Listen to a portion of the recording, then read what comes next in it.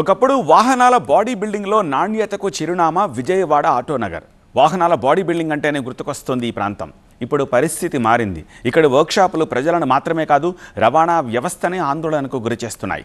నిబంధనలను పక్కన పెట్టి లాభాల కోసం ప్రయాణికుల ప్రాణాలను పణంగా పెడుతున్న ఈ వ్యవస్థ తీరుపై స్పెషల్ ఫోకస్. విజయవాడ ఆటోనగర్ ఒకప్పుడు బాడీ బిల్డింగ్ అంటే నాణ్యతకు పేరు. కానీ ఇక్కడ జరుగుతున్నటువంటి మార్పుల కారణంగా ప్రజల్లో ఒక భయాందోళన పెరిగిపోయింది. ప్రస్తుతం ఇక్కడ ఆటోనగర్లో సాధారణ బస్సులను స్లీపర్ బస్సులుగా మార్చడం, ఆయిల్ ట్యాంకర్లను ఇటు టిప్పర్లను మార్పులు చేర్పులు చేయడంతో పెద్ద ఎత్తున భయాందోళన వ్యక్తమవుతుంది. ప్రస్తుతం ఆటోనగర్లో ఉన్నటువంటి సిచ్యువేషన్ ఏంటి, ఇక్కడ వ్యాపారులు ఏమంటున్నారు, అధికారులు ఏమంటున్నారు, చూడండి ఈ స్టోరీ. జవహర్లాల్ నెహ్రూ ఆటోనగర్, కానూరు కొత్త ఆటోనగర్ రెండు పక్కపక్కనే ఉండే ప్రాంతాలు. పాత ఆటోనగర్ చుట్టూ జనావాసాలు విస్తరించడంతో కానూరు వైపు కొత్త ఆటోనగర్ విస్తరించింది. ఈ రెండు ఆటోనగర్లలో వాహనాల బాడీ బిల్డింగ్ ప్రధానమైంది. లారీలు, బస్సుల చాసిస్లకు ఇక్కడ బాడీ బిల్డింగ్ చేస్తుంటారు. బాడీ బిల్డింగ్ ప్రక్రియ మోటార్ వాహనాల చట్టం ప్రకారమే మార్పులు చేయాలి. కానీ కాసులకు కక్కుర్తి పడిన కొందరు వ్యాపారులు బాడీ బిల్డింగ్ అర్థాన్నే మార్చేస్తున్నారు. లారీలు కానీ, టిప్పర్లు కానీ, లేలాండ్లు కానీ, ఎల్పీలు కానీ బాడీ బిల్డింగ్. ఇది వచ్చేమో టిప్పర్. ఇది బాడీ బిల్డింగ్ అంటే ఇదిగా వచ్చింది. అది ఎలాగా హైట్ వచ్చేసి చక్క బాడీ క్యాబిన్ వచ్చింది. అది మామూలుగా గుడ్లు తోలుకుంటానికి దేనికి అది పనికి వచ్చింది. అది బాడీ బిల్డింగ్ అనేటప్పటికి. ఇది అనేటప్పటికి ఓన్లీ ఇసుకకే. ఇది అదంటే లోడింగ్ అన్ని లోడింగ్. అది కంపెనీ ఇచ్చేటువంటి వాహనాలని మీరు ఏ విధంగా మారుస్తారు? ఛాయిస్లు మారుస్తారా? ఛాయిస్లు మార్చేది ఉండదు. ఎక్స్చేంజ్ అంటే ఇప్పుడు ఇది ఉందంటే బాడీ బిల్డింగ్ టన్నేజీ సాల్స్లో కొన్ని బళ్ళకి టన్నేజీ ఇవ్వడు. వీళ్ళు ఏం చేస్తారంటే టన్నేజీ పెంచుకుంటారు. వీళ్ళు టన్నేజీ ఇసుక హైట్ పెంచుకోవడానికి టన్నేజీకి ఇస్తారు వీళ్ళు. అది ఇక్కడ బస్సులకి ఎలాంటి వర్కులు జరుగుతాయి?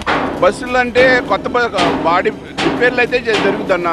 బాడీ బిల్డింగ్ బస్సులకి అయితే రిపేర్ జరుగుతుంది. ఏది కొద్దిగా ఎదర మూతులు పగిలిపోతే, యాక్సిడెంట్ అయిపోతే, ఈ ప్లాస్టిక్ పగిలిపోతే అవి మారుస్తారు.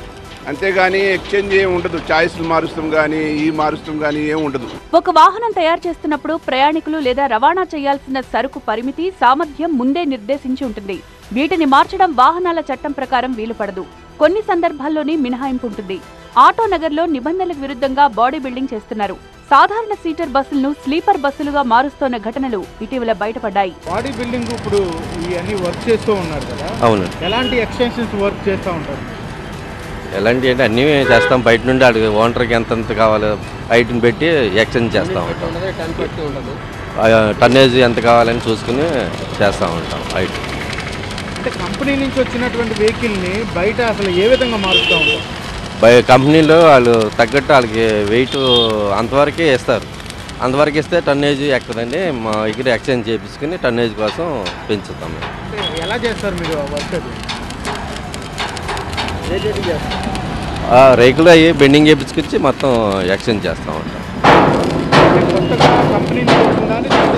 చేసేస్తామండి. మేము తయారు చేస్తాం. కంపెనీ వాడు మాకు ఇవ్వట్లేదు. ఇప్పుడు కంపెనీ వాడే చేసి ఇస్తున్నాడు. మన ఫీల్డ్ తగ్గిపోయింది. ఆటోనగర్ వర్క్షాపుల్లో నిబంధనల ఉల్లంఘనలు జరుగుతున్న విషయం అధికారులకు తెలిసినా అలక్ష్యంగా ఉంటున్నారు. దీంతో రవాణా మాఫియా రెచ్చిపోయేందుకు అవకాశం కలిగింది. సాధారణ సీటర్ బస్సులను స్లీపర్ బస్సులుగా మార్చడం చట్టవిరుద్ధం. ఈ తరహా బాడీ బిల్డింగ్ ట్యాంపరింగ్ కరోనా సమయంలో ఎక్కువగా జరిగింది.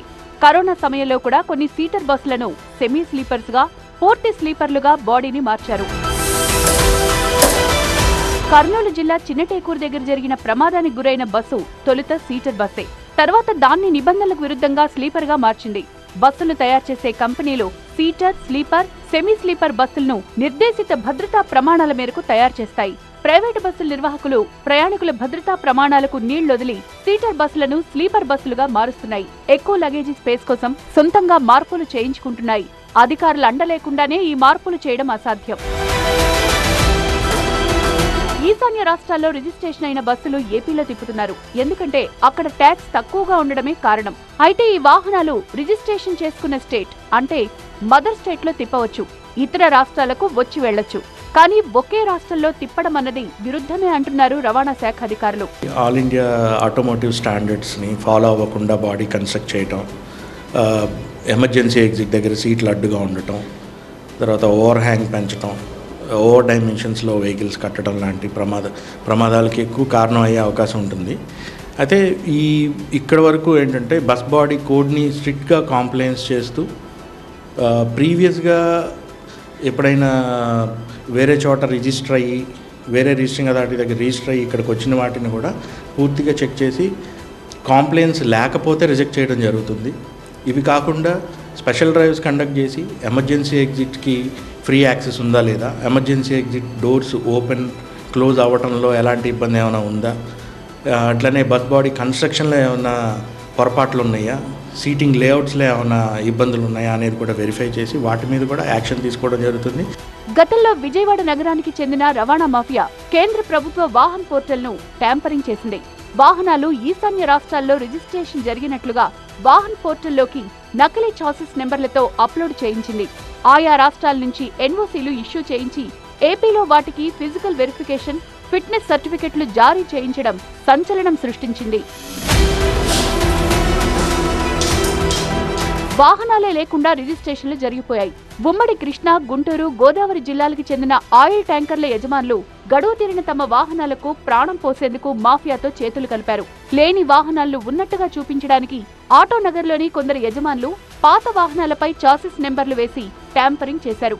దీనివల్ల గడువు తీరిన తమ వాహనాలను మరికొంతకాలం పొడిగించుకునేందుకు ఆస్కారం ఏర్పడింది. ఇలాంటి ఎన్నో చీకటి వ్యవహారాలకు కేంద్ర బిందువుగా మారుతోంది ఆటోనగర్. మరోవైపు అక్రమంగా తిరుగుతున్న వాహనాలపై ఎప్పటికప్పుడు చర్యలు తీసుకుంటున్నామంటున్నారు అధికారులు. ఇది కంప్లైన్స్ టు గూడ్స్ వెహికల్స్ కూడా అండి. గూడ్స్ వెహికల్స్లో కూడా ఎక్కడైనా రాంగ్ కన్స్ట్రక్షన్స్ చేసినా ఓవర్లోడింగ్ చేయడానికి వెసులుబాటు కల్పించేలాగా వాల్స్ సైడ్ వాల్స్ ఎక్కువగా కన్స్ట్రక్ట్ చేసి వాటికి ఫుల్గా లోడ్ వేసి అవి ప్రమాదాలకు కారణమయ్యే పరిస్థితుల్లో వెహికల్స్ తిరిగినా కూడా వాటి మీద కఠినంగా చర్యలు తీసుకుంటున్నాం. స్పెషల్ డ్రైవ్స్ కండక్ట్ చేస్తున్నాము. ఆటోనగర్లో జరుగుతోన్న ఇలాంటి చట్టవిరుద్ధమైన పనులను నియంత్రించాల్సిన బాధ్యత అధికారులు, ప్రభుత్వాన్ని. బాధ్యతాయుతమైన అధికారుల పర్యవేక్షణే ఇలాంటి అవకతవకలను నిరోధిస్తుంది.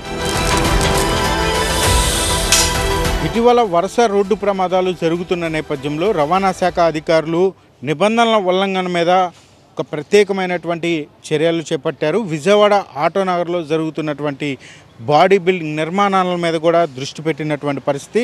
పలు చోట్ల నిబంధనలకు విరుద్ధంగా బాడీ బిల్డింగ్, సాధారణ బస్సులను స్లీపర్ బస్సులుగా మార్చడం, రిజిస్ట్రేషన్ ట్యాంపరింగ్ చేయడం, ఇటువంటి అంశాల మీద అయితే ప్రత్యేకమైనటువంటి దృష్టి పెట్టి చర్యలు కూడా చేపడుతూ ఉన్నారు.